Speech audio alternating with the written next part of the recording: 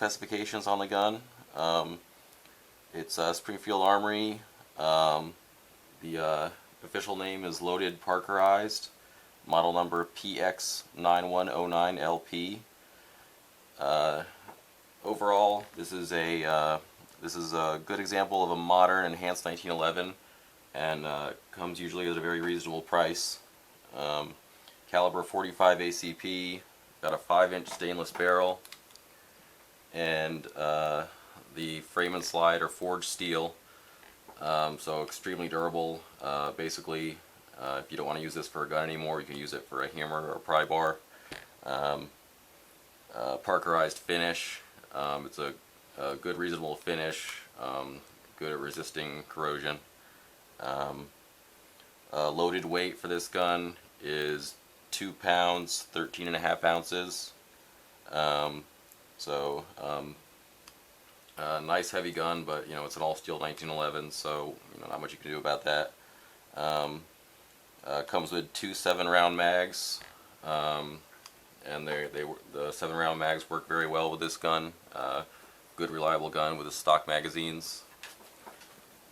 And there's other magazines available for the 1911, of course, like 8 and 10 rounders. But I've had the best luck with just the stock Springfield 7-round magazines, so that's usually what I stick with.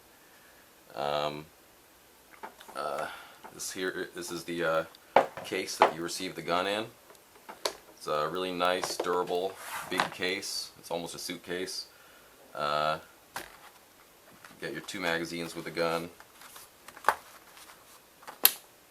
Comes with a basic paddle holster. Not the greatest holster ever, but it gets the job done. Can get you carrying it right away. Comes with a nice polymer double mag pouch.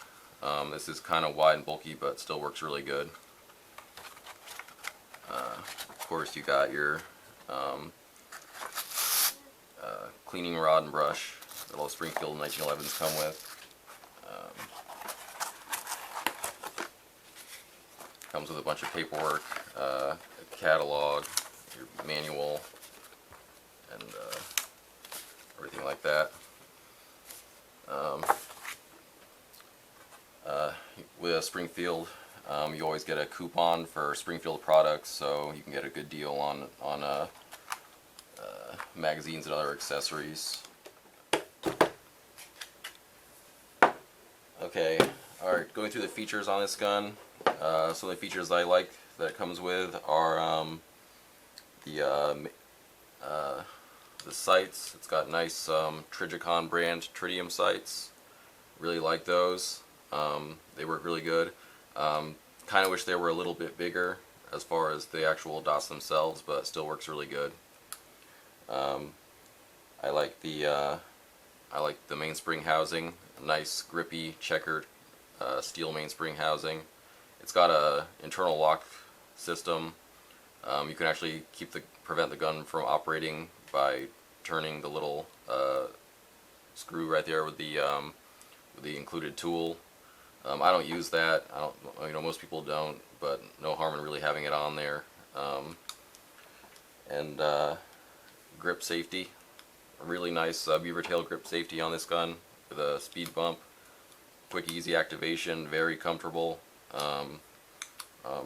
Feels nice and cushy on your hand. I mean, that's really nice design. Some other included features on this gun are actually, I don't have it on the gun right now, but it does come with a ambidextrous safety. So we have left and right hand safety on this gun. This is the safety that came with it. You have left and right side. Kind of works like that. I do like the idea of an ambidextrous safety, but I don't really like it in practical, everyday use, because I don't really like having that the safety on that side kind of snagging and catching on things. Always afraid it's going to kind of deactivate by accident if I bump the gun into something, so I ended up switching out the ambidextrous safety with the basic right hand only safety, and like a lot better that way. Just works better for me. Gun also has forward slide serrations. I don't really like the look of these that much, but they are functional. Easy to press check the gun with those, so I don't mind having that on there. Let's see. The gun came with a different trigger than you see here. Actually, it came with this aluminum 3-hole trigger. I changed it out with a Swenson, just all black trigger, because I think it fits in with the look of the gun a lot better. So they function exactly the same. So it's just kind of a preference for me. Let's see. Got a nice skeletonized hammer to fit in with the grip safety. Just kind of neutral on that one. I mean, it looks good, it works well, so that's kind of nice. A few things I don't like about the gun, things that were included with it. It came with a 2-piece full-length guide rod, as you see here. Fit in the gun like this, and really didn't like that at all. It requires that you unscrew the front half of the guide rod with an Allen key before you can field strip the gun. So really don't care for that. It doesn't really improve anything on the gun. There's no reason to really have that on there. So I ordered an Ed Brown GI guide rod plug or guide rod and guide rod plug, and that makes it a lot easier to field strip. Something else I didn't like that came on it was had torque screws on the grips, and I didn't really see a reason for those. It just means you need to find an extra bit, like a different bit, when you want to take the grips off. So I just went with some flathead screws, and I like that better. Moving along, the purpose of this gun. Why would you buy this? Well, for me, it's pretty obvious, just mainly because of the sights that they included on it from the factory. If you have tritium sights on the gun, I mean, the gun's meant for self-defense. Most self-defense incidents happen at night, or in low light, so the night sights are a definite advantage. Even if you don't have time to get a perfect sight picture, at least it lets you index the top of the gun with the target. So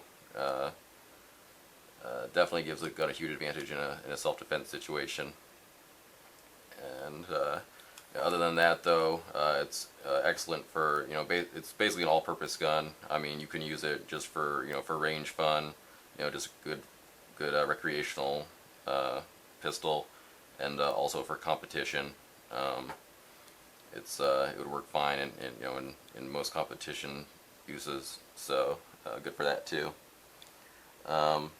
Reliability on this gun has been excellent. So far I have 820 rounds fired through it, mostly full metal jacket, but some hollow points.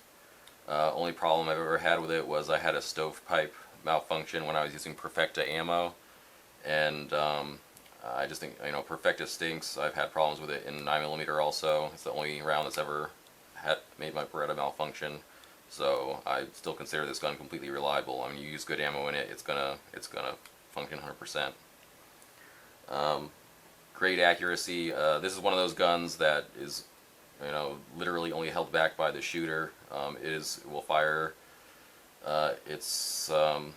It'll fire as accurately as you can. My wife's cousin, not afraid to admit, he's a much better shot than me.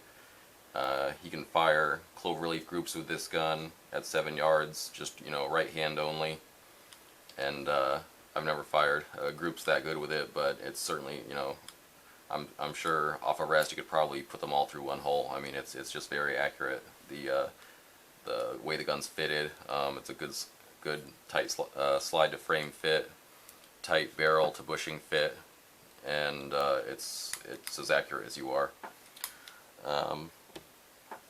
As far as maintaining the gun, it's pretty much like any other 1911. Once you of course, take out that annoying 2-piece guide rod. Take out your barrel bushing.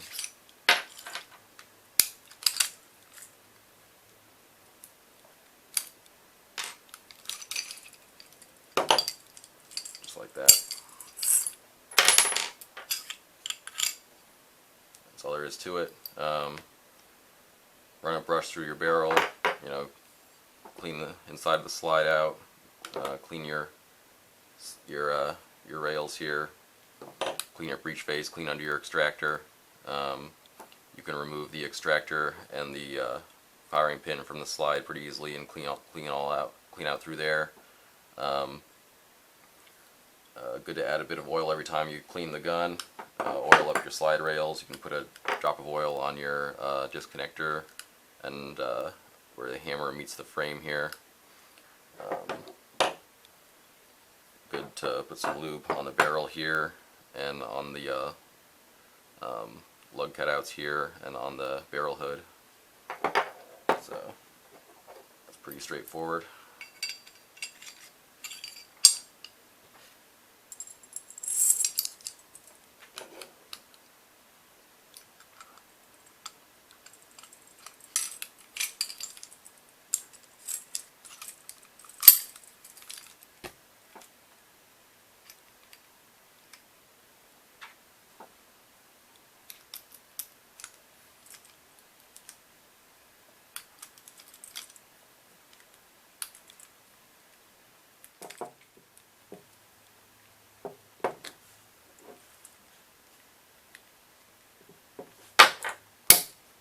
Yeah.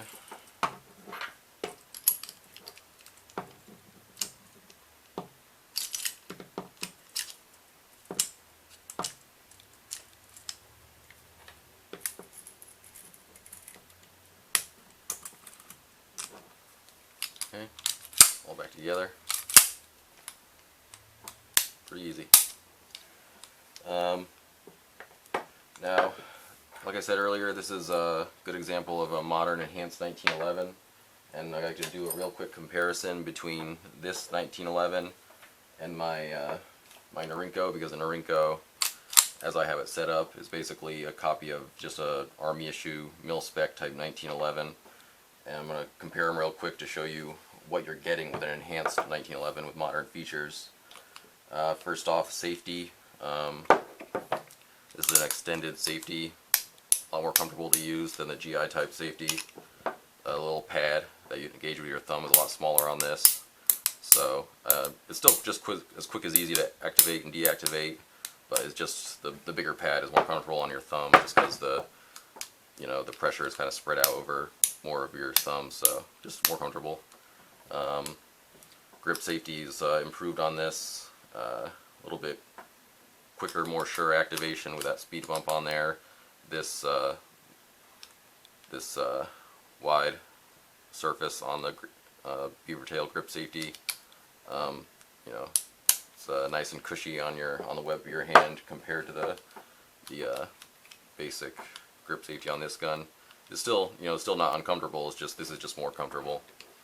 As far as the mainspring housing, this is an arched one. This has a flat one, and that's just kind of preference. Some people prefer one over the other, so that's just one difference. Just depends on your hand. The triggers on these guns. This is an excellent quality trigger on this Springfield. It's nice and light, crisp break. Very nice trigger. This one is I think a lot of the GI 1911s, the triggers are not quite as nice, but this one's okay. It's a little heavier, but still nice and crisp. So, but you still probably overall squeeze more accuracy out of the gun with this trigger. As far as the sights, real basic tiny sights on this gun. Definitely improvement with the Springfield sights. They're bigger, easier to see. They've got the tritium insert. No contest there. These are just better. But you can still get on target pretty quick with these, so they're not too bad. What else? Not too much else different about these. They're they're probably about equally as effective, but this is just going to be, this gun, I don't know, it's just, you know, it kind of spoils you, once you get used to the ergonomics of it, and the modern enhancements. It's just, it just feels a lot better generally than a GI type gun, even though both of them are about equally effective. That's about it for today as far as my my Springfield review. Overall, love this gun. It's worked great. It's fantastic quality. I've had a couple small nitpicks with it, but those are things that are kind of preference and easily and cheaply changed. And it's a super reliable gun. It's durable. It's extremely accurate. And for the money, I don't think there's a better deal out there for an enhanced 1911. You can find these on average about $750 in that ballpark, and that is a heck of a deal for a gun of this quality. So if you're looking for a 1911 for self-defense or any other use, I would say buy this gun, no reservations.